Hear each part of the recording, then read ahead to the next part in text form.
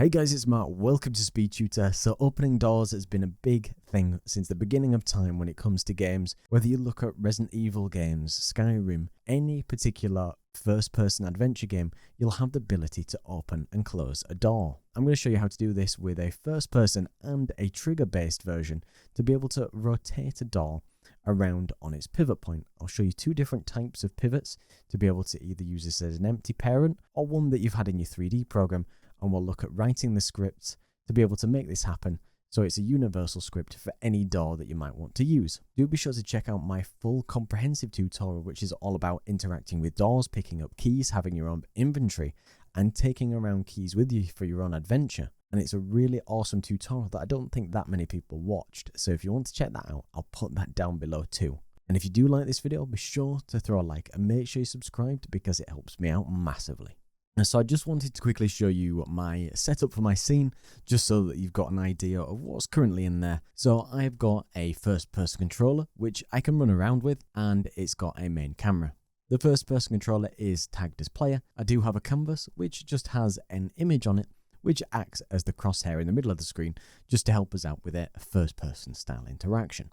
I do have a trigger which is hidden for now because I'll show you how to do a trigger event for opening a door a little bit later, and that is just a cube with is trigger enabled. And in my case here, I've got myself a door which does actually have its pivot event on this left hand side, and as you can see, when I rotate from this pivot point, the rotation handles normally, and this is usually done in a 3D program to make sure that the pivot's always on the side of where the hinges would be. Say your door object, when you bring it in or you get it from anywhere, it rotates like this, and it's just not ideal. Even if you go to the top left and change pivot to this side and say it still sticks in the center, we need a way to fix this. Is right click, create an empty game object. I'll just call this my wooden door parent or pivot. I'm going to find my empty game object, and you can see the gizmo which is on move. We're going to get this and just place this where we expect that, imaginary pivot point to be.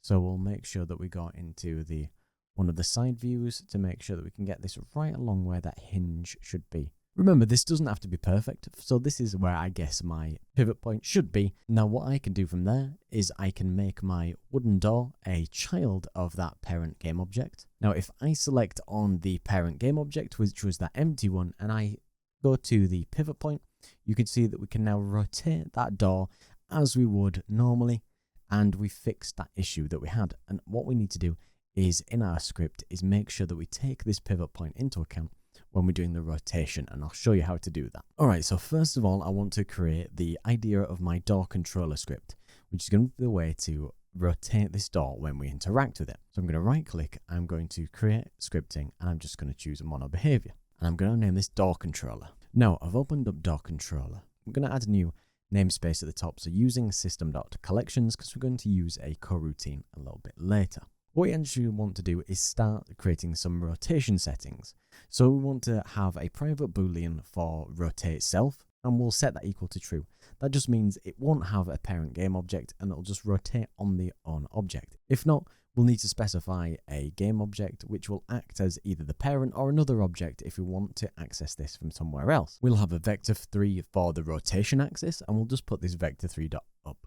So this is just rotating around a particular axis if we want to rotate the door in different directions, and that being the y-axis depending on the axis of your door. The rotation angle is -90 by default, just in case we might want to rotate it backwards and then forwards, and then rotation speed of how long it's going to take to rotate the door. And then what I like to add is something like a private audio clip, which is the sound clip that we're going to use when the door opens or closes if we want to use that. Now what we want to do is create a few quaternions to represent the rotations of different aspects of the door. So we want initial rotation, target rotation, we want a boolean for whether it's open or not, the transform target so we know where it's going to rotate from, probably the audio source that will be on your door unless you have a door manager or a sound manager that's going to control this. Now what we're going to do is have an awake method so we can just find any components that we need. So now we're going to say that the target transform equals, then we'll say if the rotate self is enabled, we'll rotate around the game object's transform, or if we're using door object, we'll use door object.transform if we're using another object to move around. In this case, we'll have initial rotations. We'll just say target transform.rotation. So we'll save the initial rotation for when we want to transition back to where we started.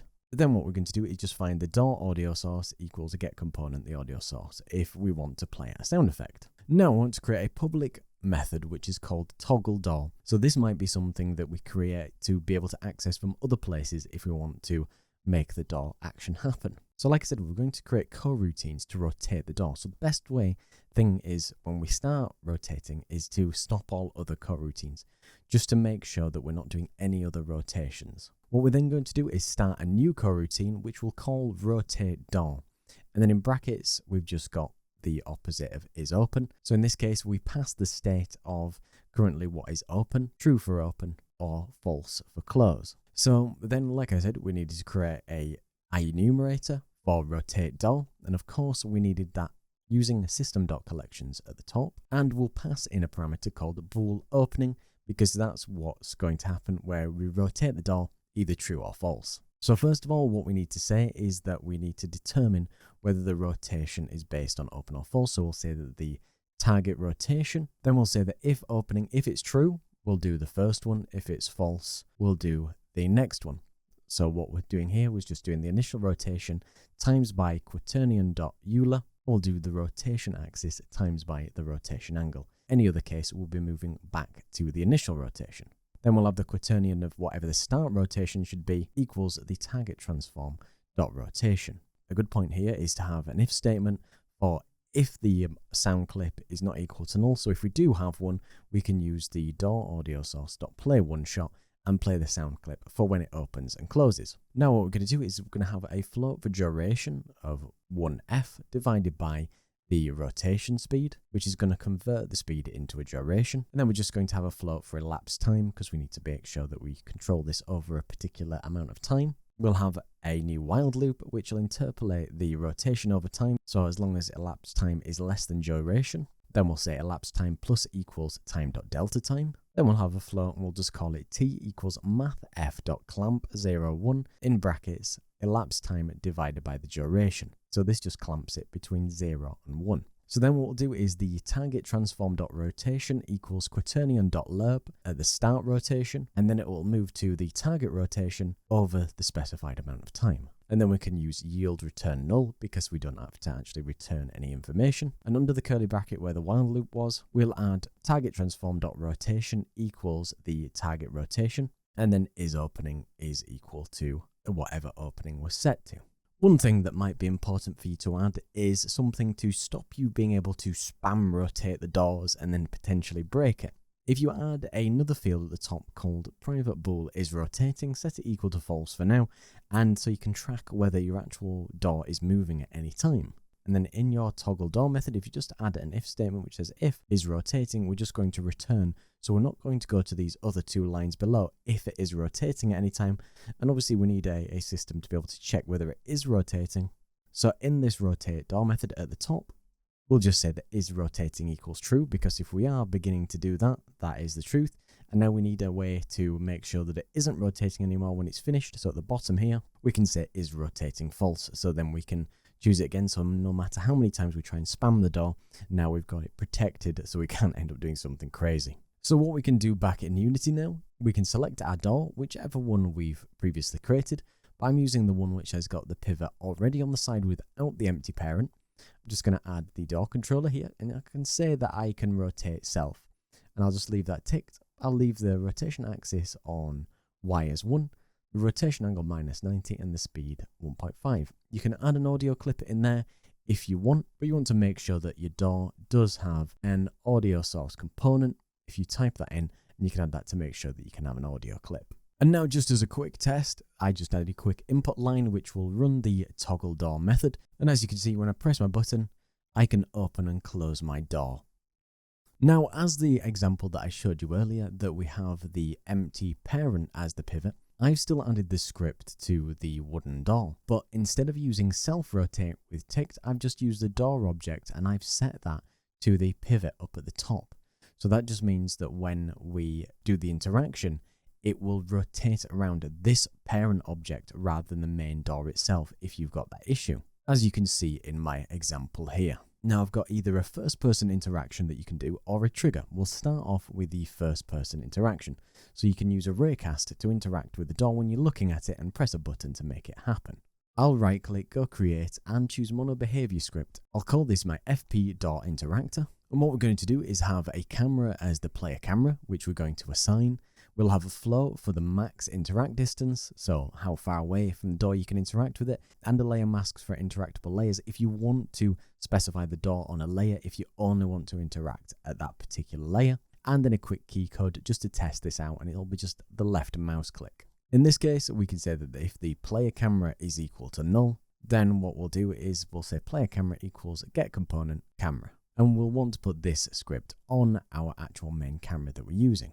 Then we're just going to create an update method and say that if input.getKeyDown is the interact key, then we'll say interact with door, or a method that we're going to create called interact with door. So we'll create that method called interact with door, and then we'll start off by saying that ray, lowercase ray, equals the player.screen point to ray with a new vector 3 with the screen width divided by 2 and the screen height divided by 2, comma 0f.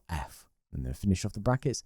This just means we find the center point, the very center of our screen. Then we're going to have an if statement and say that if physics.raycast is at the point of ray, out raycast hit along the max distance, and if any interactable layers are in front of us. Inside the curly brackets, we're going to say that the door controller, shorthand for door, and we'll say if we hit a collider with the component door controller, which was the name of this door controller script, then we must have found that. Then we'll say that if the door is not equal to null, then we're going to just toggle the door. So do this exact same method here, which will rotate our door. So now if I go back into Unity, go to my first person controller, go to the main camera and add the fp.interact there, it will find our camera automatically because we've added this to a camera object. If not, you can just add your camera to it, which is the main one using. Set the interact distance and any layers that you want to use. I'll leave this on everything so it will find the door itself, and the interact key is just mouse 0 because we'd already set that. Now in the test scene here, you'll be able to see that I can left click anywhere else and nothing's happening. I walk up to this door and I can left click and open it just like that. Or I can close it by left clicking it again and doing it again. If I click all the way around, nothing happens again.